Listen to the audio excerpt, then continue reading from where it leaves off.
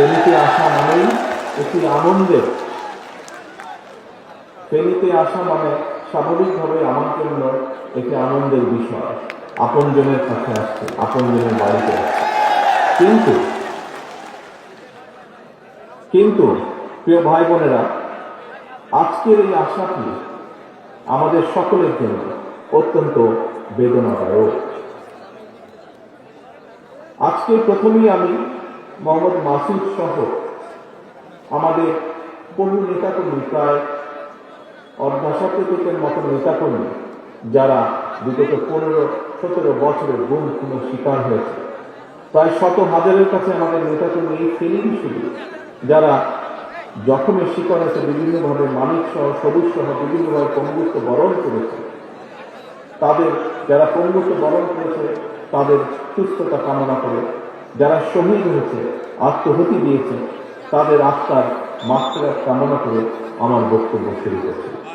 প্রিয় ভাই বোনেরা, আজকে আপনাদের এই যে হাজার হাজার মানুষ এখানে উপস্থিত আছেন, আপনাদের সকলের সামনে আজকে আমাদের মাসুদের পরিবারের কাছে একটি বাড়ি আমরা হস্তান্তর করছি। আজকে শুধু মাসুদই নয়, আজকে শহীদুল বলেন, মানিক বলেন, সবুজ বলেন, এরকম বহু আমাদের সহকর্মীদেরকে শুধু ফেনী নয়, সমগ্র বাংলাদেশে বহু আমাদের সহকর্মীদেরকে আমরা হারিয়েছি। আমাদের হাজারো লক্ষ সহকর্মীরা বিভিন্নভাবে পঙ্গুত্ব বরণ করেছে। এই যে মানুষগুলো যে ত্যাগ স্বীকার করেছে, কেন তারা এই ত্যাগ স্বীকার করেছে?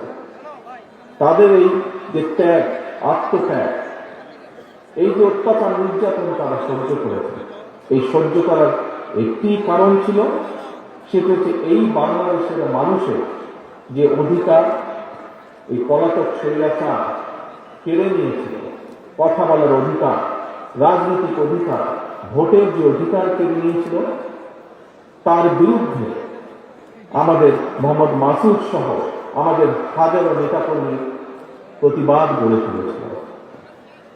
এবং এই প্রতিবাদ করতে গিয়ে জনগণের দাবি যে অধিকার, সেটিকে আদায় করতে গিয়ে তাদের মধ্যে বহু গুমের শিকার হয়েছে, খুনের শিকার হয়েছে, হত্যার শিকার হয়েছে, তাদের মধ্যে বহু বিভিন্নভাবে পঙ্গুত্ব বরণ করেছে।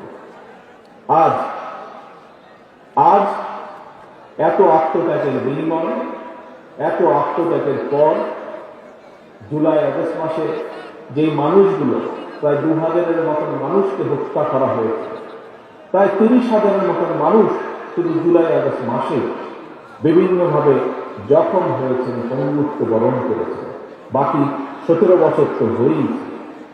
এত হাজারো লক্ষ মানুষের আত্মত্যাগের বিনিময়ে আজ আমরা বাংলাদেশকে স্বৈরাচার মুক্ত করতে পেরেছি। এই স্বৈরাচার, যার বিরুদ্ধে বাংলাদেশের দল মত নির্বিশেষে, শ্রেণী পেশা নির্বিশেষে প্রত্যেকটি মানুষ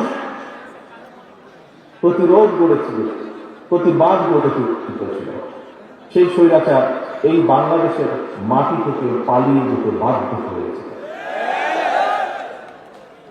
প্রিয় ভাই বোনেরা, স্বৈরাচার বাংলাদেশের মাটি থেকে পালিয়ে গিয়েছে, কিন্তু এই যে যাবার আগে, পালিয়ে যাবার আগে যে হত্যাগুলো সেই করেছে, শত শত হাজারো মানুষকে যে হত্যা করেছে, হাজারো লক্ষ মানুষকে যে জখম করেছে, হাজারো মানুষ যে পঙ্গুত্ব বরণ করেছে, এদের এই হত্যার জন্য, এই মানুষদেরকে জখম করার জন্য যারা দায়ী, সেই মানুষগুলোকে অবশ্যই দেশের আইনে বিচার করতে হবে।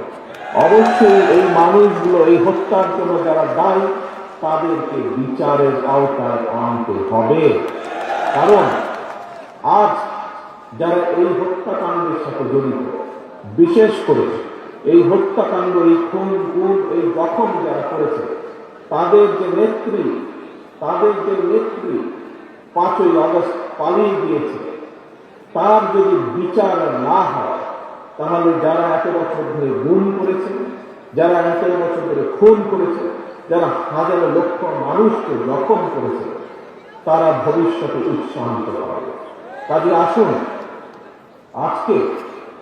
আজকে আমাদের সকলকে ঐক্যবদ্ধ হয়ে দল মত নির্বিশেষে প্রতিটি গণতান্ত্রিক প্রতিটি রাজনৈতিক কর্মী, গণতান্ত্রিক প্রতিটি রাজনৈতিক দল আজকে আমাদেরকে একটি জায়গায় ঐক্যবদ্ধ থাকতে হবে।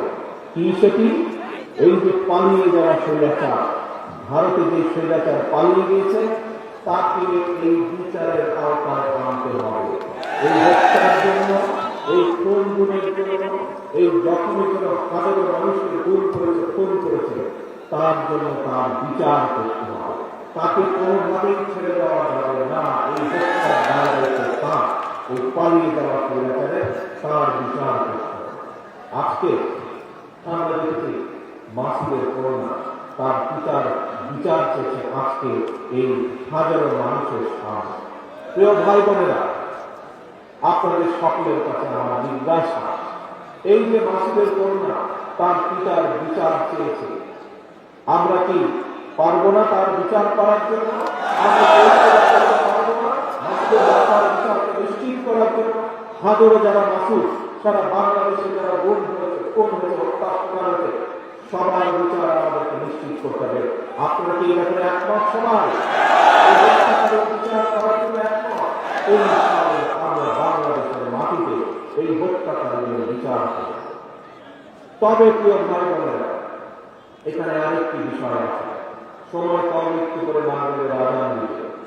আজ মাসুদ সহ হাজারো মানুষ যারা দেশের মানুষের অধিকারকে প্রতিষ্ঠিত করার জন্য নিজের জীবনকে উৎসর্গ করেছে, যারা চেয়েছিল বাংলাদেশে মানুষের অধিকার প্রতিষ্ঠিত হোক, সেটি রাজনৈতিক অধিকার হোক এবং সেটি অর্থনৈতিক অধিকার হোক, অর্থাৎ এই দেশের মানুষ যেন সঠিকভাবে শিক্ষা পায়, এই দেশের মানুষ যাতে সঠিকভাবে চিকিৎসা সেবা পায়, এই দেশের মানুষ যাতে বিচারালয় সঠিকভাবে বিচার পায়, এই দেশের সন্তানেরা, এই দেশের যুবকেরা যাতে যখন কর্মসংস্থানের বিষয়ে আমাদের সময় আসবে তখন যাতে তারা যাতে সঠিকভাবে কর্মসংস্থানের ব্যবস্থা করতে পারে, মানুষ যাতে রাস্তাঘাটে নিরাপদে চলতে পারে, মানুষ যাতে অ্যাক্সিডেন্টে, এই যে হর মানুষ অ্যাক্সিডেন্টে পাশে পাশে করে বহু মানুষ মারা গেছে, এটি যাতে প্রতিরোধ হয়। সর্বোপরি আসল যে কথা, বাংলাদেশের মানুষ যেভাবে বাংলাদেশকে প্রত্যাশা করে, যেখানে আইনের শাসন থাকবে, যেখানে মানুষের কথা বলার অধিকার থাকবে, স্বাধীনতা থাকবে, যেখানে মানুষের স্বাধীনতা